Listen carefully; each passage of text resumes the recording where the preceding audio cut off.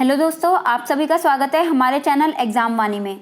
मैं राधिका गर्ग आज आप सबके साथ जुड़ी हूँ यूपी टीजीटी के लिए जो विज्ञापन जारी हुआ है उसके साथ। तो आप वीडियो को एंड तक ज़रूर देखें, आपको पता चलेगा कि इसके लिए कौन कौन एलिजिबल है और कौन से सब्जेक्ट हैं, कितने घंटे का ये पेपर होगा, इस सब के बारे में जानकारी आपको आज इस वीडियो में मिलने जा रही है। तो आप वीडियो को एंड तक ज़रूर देखें। तो हम स्टार्ट करते हैं। इसकी विज्ञापन की संख्या जो है वो है 1/2020। जो ऑनलाइन आवेदन भरने की प्रारंभ तिथि है वो है 29/10/2020, जो कि आज ही है। तो आज से ये जो आवेदन है ये भरने शुरू हो रहे हैं ऑनलाइन। फिर जो इसकी शुल्क जमा करने की जो प्रारंभिक तिथि है वो आज की ही है 29/10/2020। और इसकी जो अंतिम तिथि है इसमें पंजीकरण के लिए वो है 27/11/2020। तो करीब आपके पास 1 महीना है इसके लिए। और इसकी जो शुल्क जमा करने की अंतिम तिथि है वो भी 27/11/2020 ही है। और ऑनलाइन आवेदन को सबमिट करने की अंतिम जो तिथि है वो है 30/11/2020। तो हम आगे बढ़ते हैं। इसमें क्या लिखा है कि उत्तर प्रदेश माध्यमिक शिक्षा सेवा चयन बोर्ड प्रयागराज द्वारा विज्ञापन संख्या 1/2020 के माध्यम से प्रदेश के सहायता प्राप्त अशासकीय माध्यमिक विद्यालयों में प्रशिक्षित स्नातक शिक्षक के रिक्त कितने पद हैं? 12,913। इसके पदों के विषयवार, अनारक्षित व आरक्षित श्रेणीवार एवं वर्गवार रिक्तियों का विवरण सारणी संख्या 1 में दिया गया है। तो इसमें जो है संस्था कौन कौन सी है? बालक एवं बालिका संस्था दोनों है इसमें। तो अब देखिए उसमें किस तरीके से सारी जो निर्देश दिए गए हैं। सबसे पहला निर्देश दिया गया है कि इस वाली साइट पर आप जाकर के अपना ऑनलाइन आवेदन दे सकते हैं और विज्ञापित पदों की संख्या जो है वो बढ़ सकती है, घट सकती है। ठीक है। फिर उसके बाद क्या कहा गया है कि प्रशिक्षित स्नातक शिक्षक संवर्ग के प्रत्येक विषय के सापेक्ष एक ही आवेदन स्वीकार किया जाएगा, यद्यपि एक से अधिक विषय में पृथक या पृथक आवेदन कर सकते हैं। तो मतलब इसके प्रति आप एक ही आवेदन जो है आपका स्वीकार किया जाएगा, लेकिन आप अलग अलग विषयों में इसमें आवेदन भर सकते हैं। फिर आता है भाषा संबंधी जो प्रश्न पत्र है उसमें उसी भाषा में होंगे। जैसे हिंदी का प्रश्न पत्र हिंदी में होगा, संस्कृत का संस्कृत में, अंग्रेजी का अंग्रेजी में, उर्दू का उर्दू में।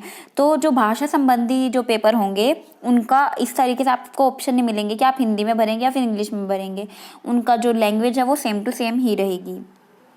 देन अधिसूचना संख्या जो है ये दिनांक 18 फरवरी 2019 द्वारा संशोधित उत्तर प्रदेश माध्यमिक शिक्षा सेवा चयन बोर्ड नियमावली 1998 में विहित प्रक्रिया अनुसार प्रशिक्षित स्नातक शिक्षक पद पर चयन मात्र लिखित परीक्षा के आधार पर होगा। मतलब इसके लिए एक लिखित परीक्षा होगी जिसके आधार पर चुने जाएंगे।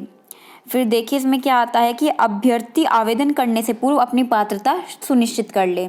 ठीक है। फिर इसके बाद है कि आर्थिक रूप से पिछड़े वर्ग जैसे कि ईडब्ल्यूएस के अभ्यर्थी हेतु 10% क्षैतिज आरक्षण का प्रावधान है और किसी भी आरक्षण का लाभ उत्तर प्रदेश के निवासी के लिए ही अनुमन्य है। ठीक है। तो जो बाहर के लोग हैं उनके लिए आरक्षण वाला जो सिस्टम है वो लागू नहीं होगा। फिर आ जाता है कि इसमें ये जो इम्पोर्टेंट बातें हैं वो थोड़ा सा हम जान लेते हैं। इसमें मैंने आपको बता ही दिया है कि 30/11/2020 तक आपको सब कुछ सबमिट कर देना है अपना जो फॉर्म है। और इसमें जो है शुल्क की वापसी नहीं की जाएगी। आपका जो आवेदन का शुल्क है वो आपको वापस नहीं दिया जाएगा। फिर आता है इसमें कि लिखित परीक्षा परिसर के अंदर मोबाइल फ़ोन, ब्लूटूथ, पेजर्स और कैलकुलेटर वगैरह कोई भी चीज़ अलाउड नहीं होगी। इससे क्या है कि अगर आपके पास पाया जाता है तो आपके खिलाफ कार्रवाई की जाएगी। देन आ जाता है इसमें टाइमिंग भी दी हुई है कि ऑनलाइन आवेदन में जो कठिनाई है उसके लिए एक नंबर दे दिया गया है आपके पास। 10 से शाम के 5 बजे तक आप कर सकते हैं। यहाँ पर हेल्पलाइन नंबर यहाँ पर दे दिए गए हैं, तो आप यहाँ से अपनी जो प्रॉब्लम है वो शेयर कर सकते हैं। अब जो ऑनलाइन आवेदन है उसके लिए यहाँ पर कुछ निर्देश दे दिए गए हैं कि कैंडिडेट के रजिस्ट्रेशन वगैरह से रिलेटेड जो है कि इसके अंदर आपकी जो सारी चीज़ें हैं जो उसमें निर्देश दिए गए होंगे वो आपको सभी को पढ़ना है और फिर आई एक्सेप्ट कर देना है कि आप उन सभी जो दिए गए हैं निर्देश उनको एक्सेप्ट करते हैं। फिर आवेदन शुल्क की तरफ बढ़ते हैं हम। इसमें जो सामान्य वर्ग है उसके लिए 700 तो आवेदन शुल्क होगा और ऑनलाइन प्रक्रिया का 50। तो टोटल इसमें 750 रुपये का जो है शुल्क होगा सामान्य के लिए। फिर ईडब्ल्यूएस के लिए 450 का होगा, अन्य पिछड़ा वर्ग के लिए 750, अनुसूचित जाति के लिए 450 और अनुसूचित जनजाति के लिए 250। फिर आता है जो स्वतंत्रता संग्राम सेनानी आश्रित हैं उनके लिए जो 1 से 5 तक की बातें कही गई हैं वो सेम टू सेम ही रहेगी। भूतपूर्व सैनिक के लिए भी सेम टू सेम ही रहेगा। महिलाओं के लिए भी सेम ही है, लेकिन जो विकलांग है उसके लिए मूल श्रेणी के निर्धारित शुल्क के आधे का भुगतान, मतलब जो जितना दिया हुआ है उसका आधा उनको पे करना होगा, उनके लिए आधा पैसे लगेंगे जो विकलांग वर्ग से हैं।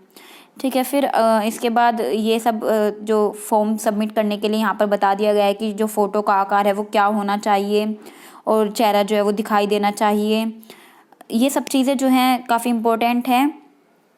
तो जैसे ये जो फ़ोटो का साइज़ दिया हुआ है तो इससे ऊपर नीचे नहीं होना चाहिए, इससे भी प्रॉब्लम हो सकती है आपके जो फॉर्म है, तो आप इस चीज़ का भी ध्यान रखें।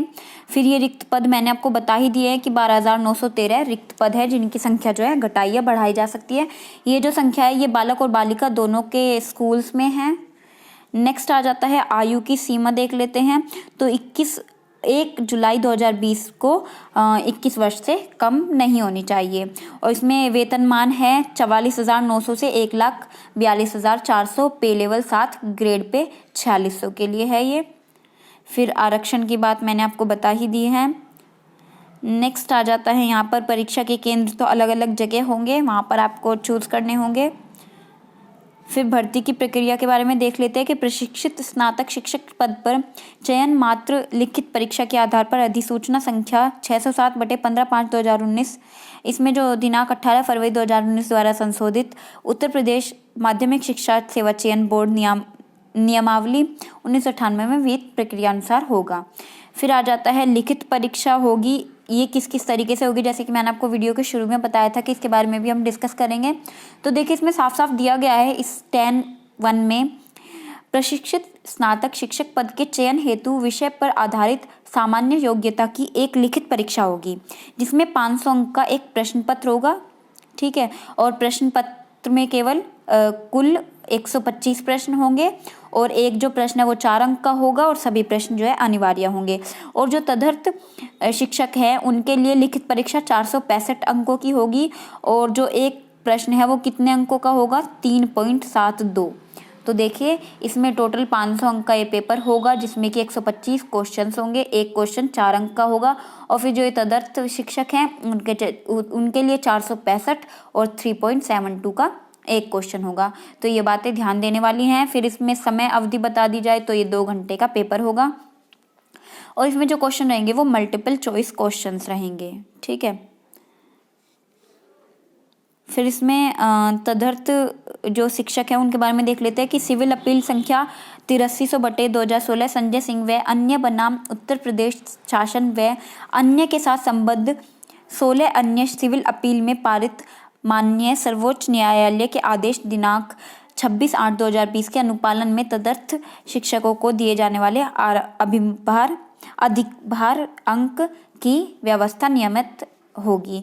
इसमें क्या है कि तदर्थ शिक्षकों के लिए उनके द्वारा कार्य करने की अवधि के आधार पर सेवा आधारित अधिभार अंक दिया जाएगा। 1 वर्ष की सेवा पर 1.75 अंक एवं अधिकतम 35 अंक दिए जाएंगे। और तदर्थ शिक्षकों द्वारा लिखित परीक्षा में पाए गए प्राप्तांकों में सेवा आधारित अधिभार अंक जोड़ दिया जाएगा। इस प्रकार तदर्थ शिक्षकों के लिए केवल पूर्णांक 500 अंक, लिखित परीक्षा 465 अंक और अधिभार 35 अंक, तो इसमें टोटल जो है 500 अंक का हो जाएगा। ठीक है, फिर इसके बाद ये जो मेरिट लिस्ट लगेगी चयन हेतु उसके बारे में थोड़ा सा देख लेते हैं। लिखित परीक्षा के आधार पर अभ्यर्थियों द्वारा प्राप्त अंकों तथा तदर्थ शिक्षकों द्वारा प्राप्त अंकों के आधार पर प्रशिक्षित स्नातक शिक्षक के चयन पर मतलब उसको चयन किया जाएगा, उसके लिए किंतु 25% से अनधिक देखा जाएगा। ठीक है, फिर इसके बाद देख लेते हैं कुछ अनुदेश दिए गए हैं कि अपनी जो पात्रता है वो पहले से देख लें और जो अभ्यर्थी है जो मानसिक और शारीरिक दृष्टि से स्वस्थ नहीं होगा उसको नहीं दिया जाएगा, उसके लिए सही मतलब ये नहीं उसको चुना जाएगा। फिर आ जाता है देखिए ये जो इम्पोर्टेंट लाइन्स हैं उनको हम देख लेते हैं थोड़ा कि जो 11(4) पर ध्यान दीजिए, कोई पुरुष अभ्यर्थी किसी बालिका संस्था में किसी अध्यापक के पद पर नियुक्ति के लिए पात्र पात्र नहीं होगा, परंतु यह बात संगीत विषय के लिए किसी नेत्रहीन अभ्यर्थी हेतु लागू नहीं होगा। ठीक है। फिर जो महिला अभ्यर्थी हैं वो बालक और बालिका दोनों वर्गों में विद्यालय के लिए पात्र हैं, परंतु आवेदन पत्र में वांछित किसी एक वर्ग या तो बालिका या फिर बालक का ही यथास्थान उल्लेख करना आवश्यक होगा। ठीक है। तो जो महिलाएं हैं वो तो दोनों में फिल कर सकती हैं फॉर्म, या तो बालक वर्ग में या फिर बालिका वर्ग में, लेकिन किसी एक में ही उनको भरना होगा, या तो बालक वर्ग में या फिर बालिका वर्ग में। ठीक है। और जो पुरुष वर्ग है वो केवल बालक वर्ग में ही अपना आवेदन पत्र भर सकेंगे। और उसमें यही सब बात कह दी गई है कि अपना नवीनतम फोटो अवश्य लगाएं, और प्रत्येक विषय एवं वर्ग के लिए मात्र एक ही आवेदन पत्र मान्य होगा। तो ये सब बातें तो मैं आपको बता ही चुकी हूँ। फिर इसमें देख लेते हैं, ये सब बातें भी मैंने आपको अभी बताई थी कि संस्कृत का जो पेपर है वो संस्कृत में होगा, हिंदी का जो पेपर है हिंदी में ही होगा। तो कुछ इस तरह के जो दिए हुए हैं यहाँ पर। फिर हम इसके बाद देख लेते हैं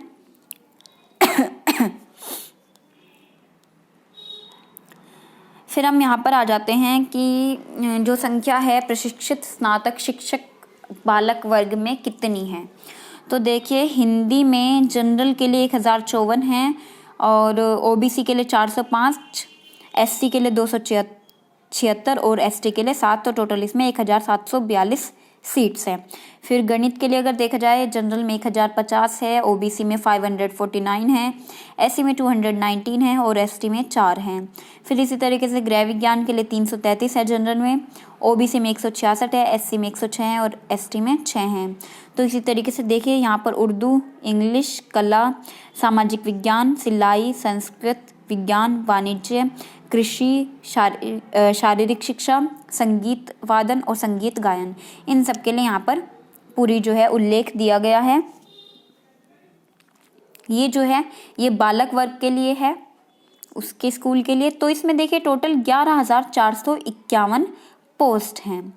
ठीक है। फिर हम देख लेते हैं बालिका वर्ग के लिए।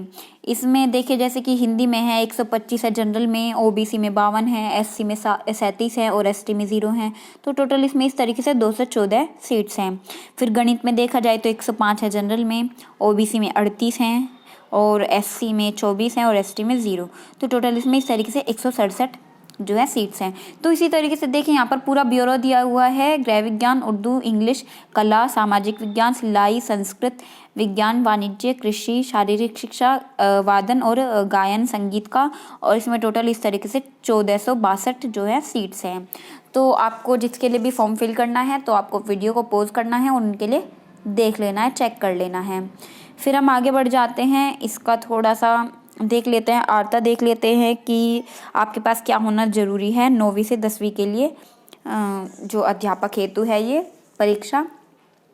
अब इसमें अनिवार्य आर्ता सब में सेम है कि बीएड या फिर कोई और जो डिग्री है वो अनिवार्य है, जो टीचिंग की होती है, जैसे आप डीएलएड कर ले, बीएलएड कर ले, तो ये तो सब में अनिवार्य है। तो जो अपीयरिंग वाले हैं वो नहीं दे सकते हैं। मेन पॉइंट ये है कि काफ़ी लोगों का डाउट रह जाता है कि मैं बीएड कर रहा हूँ, मैं 3rd सेम में हूँ, 2nd सेम में हूँ, 4th सेम में हूँ, तो क्या मैं इस परीक्षा को दे सकता हूँ? तो अपीयरिंग वाले नहीं देंगे इसको, जिसके पास डिग्री है वही देंगे। अब हम देख लेते हैं हिंदी के लिए क्या चाहिए।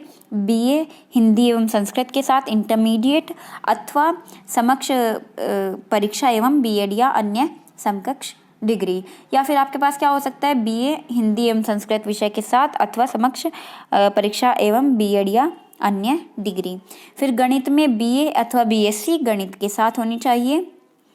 फिर नेक्स्ट आ जाता है गृह विज्ञान के लिए। यहाँ पर दिया हुआ है कि गृह विज्ञान या गृह अर्थशास्त्र या घरेलू विज्ञान या गृह कला में प्रशिक्षित स्नातक होना चाहिए, या फिर गृह विज्ञान महाविद्यालय इलाहाबाद का टीसी होना चाहिए, लेडी इरविन कॉलेज दिल्ली का डिप्लोमा होना चाहिए। फिर उर्दू के लिए देखें तो बीए उर्दू विषय के साथ से तथा एलटी या बीटी या बीएड या कोई और शिक्षा हो आपके पास, उसकी डिग्री डिप्लोमा हो।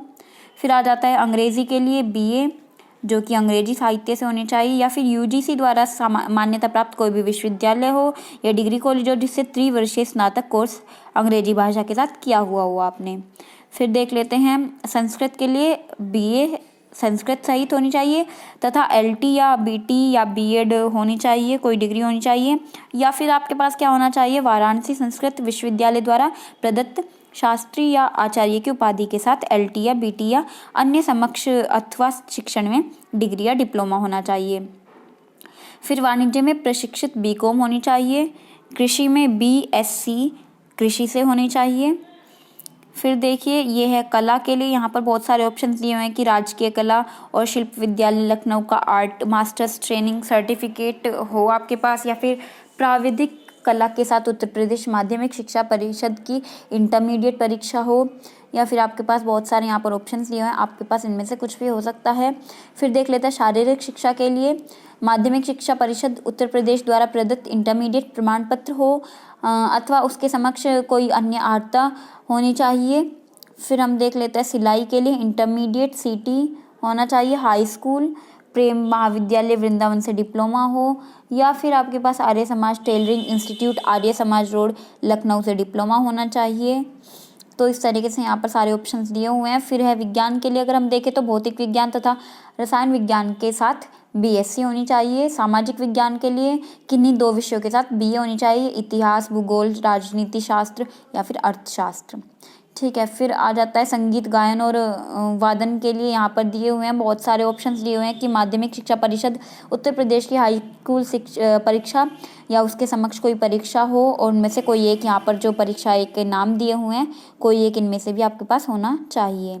तो इस तरीके से देखिए जो विज्ञापन है ये यहाँ पर ख़त्म हो जाता है।